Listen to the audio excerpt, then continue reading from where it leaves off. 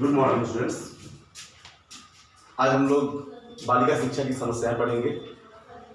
Next इसके पहले वाले जो टॉपिक था उसमें हमने बालिका शिक्षा का अर्थ, उसकी परिभाषाएं और बालिका शिक्षा का महत्व पढ़ा था। इम्पोर्टेंस, नीड्स, ये सब पढ़ा था। आज हम लोग बालिका शिक्षा की कौन कौन सी समस्या है पढ़ेंगे। बालिका शिक्षा की समस्या।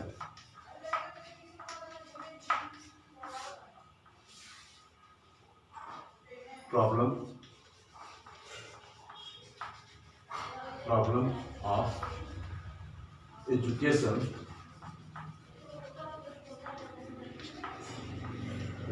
To girls.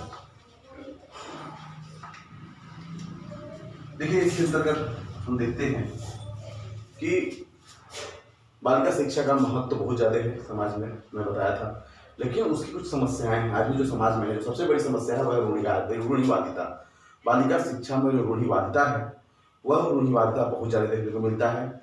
हिंदू समाज की अगर हम बात करें तो उसमें देखते हैं कि हिंदुओं की लड़कियों को जल्द से जल्द शादी विवाह करने के लिए बाल विवाह और स्त्रियों को पढ़ाना एक तरह से देखा जाए तो बहुत महत्वपूर्ण नहीं समझते। दूसरा चीज़, हिंदू धर्म की जो सबसे बड़ी सोच है वह है कि रजो धर्म, बालिका का जो मेन्यू पीरियड होता है वहाँ तक या शुरू होने के पहले तक शादी अगर बालिका का नहीं करते हैं, कहा जाता है पिता नर्क में जाता है। यह सोच बहुत गंदी है, यह समाज की रूढ़िवादिता को दर्शाती है। इसलिए लड़की का 12-13 साल में 11 साल में शादी कर दिया जाता है रजो धर्म शुरू होने से पहले ही, और उसकी पूरी जिंदगी, उसकी पढ़ाई पूरी तरह से खत्म हो जाती है। उसका जिंदगी के लिए जो अगला सोच है वो भी पूरी तरह से खत्म हो जाता है। इसलिए हम देखते हैं हमेशा कि इस तरह की रूढ़िवादिता, इस तरह की जो सोच है समाज में, वह बालिकाओं की शिक्षा के लिए सबसे बड़ी समस्या है और सबसे बड़ा रास्ते का सबसे बड़ा वो समस्या है। दूसरी चीज़, हिंदू धर्म की अगर हम बात कर रहे हैं तो ये है, लेकिन मुस्लिम धर्म या इस्लाम धर्म तो इससे कहीं 2 कदम और आगे है। इस्लाम धर्म में स्त्रियों को पढ़ाना की बहुत ज़रूरत नहीं है, मजहब के खिलाफ है, शरीयत के खिलाफ है। उनका कहना है कि शरीयत का कानून है कि केवल महिलाओं को थोड़ा बहुत केवल मजहबी ज्ञान जो है वही प्राप्त कर सकें। मकतब मदरसे में जा करके मजहबी ज्ञान के अलावा कोई भी चीज़ जानने की जरूरत नहीं है, और अगर कोई जानता है तो वह मजहब के खिलाफ है। इस तरह की सोच है। और महिलाओं को बहुत विलास की वस्तु समझना, महिलाओं को अधिकारों से वंचित करना, ये उस धर्म का सबसे बड़ा अवगुण है। ये सब रूढ़िवादिता है। इन रूढ़िवादिताओं के कारण महिला समाज में अपने आप को आगे बढ़ा नहीं पाई। तो एक समस्या। दूसरा है आर्थिक समस्या। अगर आर्थिक समस्या की बात करें तो सरकार की एक आर्थिक समस्या है कि बालिकाओं के लिए कोई बृहद स्कूल की व्यवस्था नहीं कर पाती। कोई एजुकेशन है जिसमें कुछ गार्जियन, कुछ अभिभावक हैं जो तैयार नहीं होते पढ़ाने के लिए कोई एजुकेशन। तो बालिकाओं के लिए एक अलग से एजुकेशन सिस्टम होना चाहिए, अलग से एजुकेशन इंफ्रास्ट्रक्चर, अलग से एजुकेशन स्कूल्स होने चाहिए, जो कि सरकार के पास नहीं है। आज गार्जियन प्रेफर नहीं देते कोई एजुकेशन के लिए, कुछ ऐसे हैं, ज़्यादातर तो नहीं है। तो ऐसे में लड़कियाँ, बालिकाएँ शिक्षा से वंचित रह जाती हैं। दूसरी चीज़ अगर हम बात करें तो देखते हैं कि आर्थिक रूप में पढ़ाना लिखाना बच्चे के लिए सोचते हैं, घर वाले सोचते हैं कि आगे बढ़ करके बालक है तो आर्थिक स्थिति के रूप में अपना भागीदारी देगा, योगदान दे सकेगा, और बालकों को पढ़ाने में लोग प्रीफर करते हैं जबकि लड़कियों को प्रीफर नहीं करते। अगला है सरकार की उदासीन दृष्टिकोण। सरकार की शुरू से उदासीन दृष्टिकोण रही है।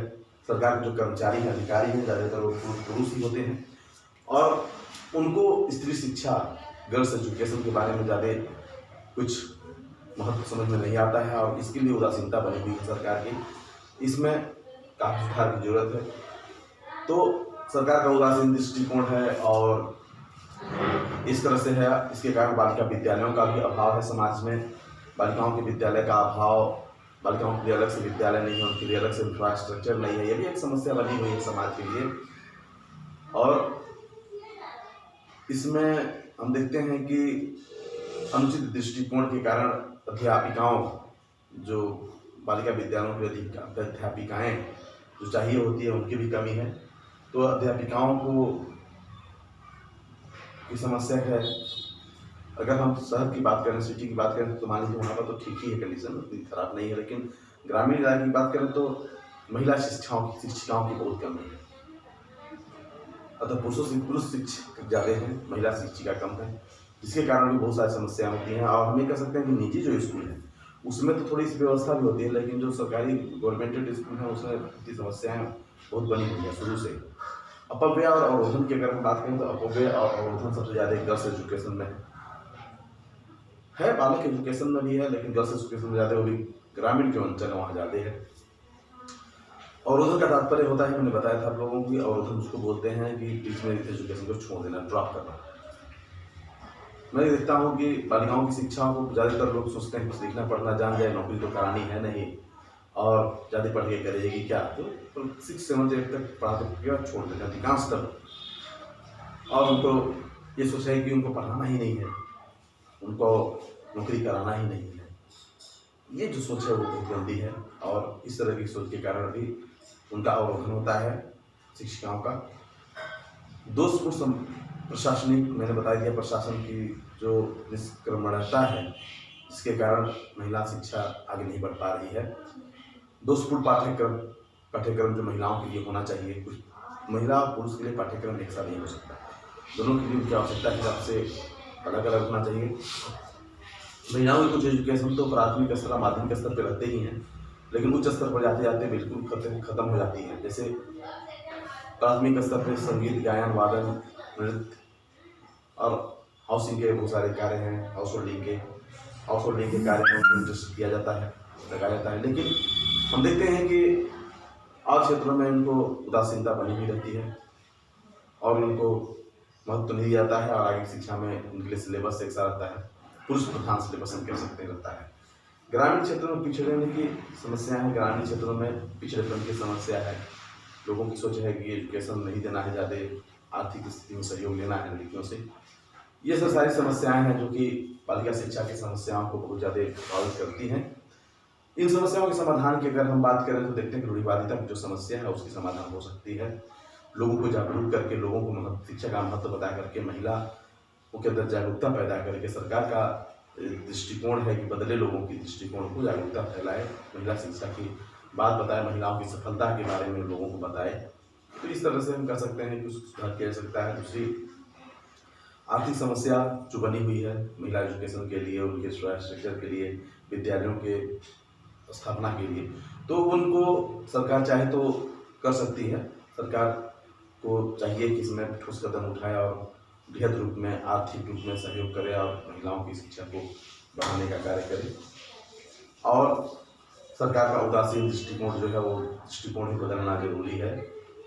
महिला एजुकेशन, आर्थिक स्थिति में उनका योगदान के बारे में लोगों को बताइए। सब समस्याओं को दूर करके हम महिला एजुकेशन, गर्ल्स एजुकेशन को बढ़ा सकते हैं और उनकी समस्याओं को खत्म कर सकते हैं। धन्यवाद।